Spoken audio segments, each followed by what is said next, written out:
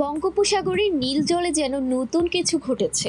সাম্প্রতিক সময়ে বাংলাদেশের নৌ চলাচলের অস্বাভাবিক গতি, উপকূলের নতুন অবকাঠামোর নির্মাণ এবং সামরিক মহড়ার প্রস্তুতি নিয়ে আলোচনা চলছে। প্রশ্ন উঠেছে, বঙ্গোপসাগরে কিসের প্রস্তুতি নিচ্ছে বাংলাদেশ? এদিকে বাংলাদেশ নৌবাহিনীতে যুক্ত হচ্ছে অত্যাধুনিক সাবমেরিন, করভেট, যুদ্ধজাহাজ এবং মেরিটাইম পেট্রোল এয়ারক্রাফট। কক্সবাজার থেকে পায়রা পর্যন্ত বিস্তৃত উপকূলে সেনা, নৌ ও বিমান বাহিনীর সমন্বিত উপস্থিতি লক্ষ্য করা গেছে। সরকারিভাবে বলা হচ্ছে এটি মহড়া, তবে বিশেষজ্ঞদের মতে বিষয়টা এর চেয়েও গভীর।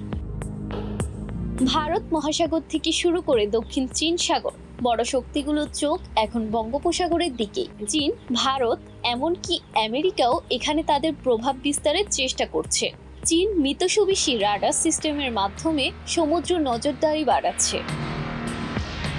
অন্যদিকে ভারতীয় নৌবাহিনীও বাংলাদেশের আশেপাশে জাহাজ ও ড্রোন পাঠিয়ে দিচ্ছে নিয়মিত। বাংলাদেশ হয়তো নিজেকে আর ছোট করে দেখতে চায় না, বরং সমুদ্র সীমার সুরক্ষা ও সার্বভৌমত্ব রক্ষায় প্রস্তুতি নিচ্ছে এক শক্তির জন্মের মতো। এই আধুনিকায়ন দেখে অনেকে বলেছেন, বাংলাদেশ শুধু এখন উন্নয়নের গল্প নয়, নিরাপত্তা ও কৌশলগত শক্তির দিক দিয়েও নিজেকে প্রতিষ্ঠিত করতে চায়।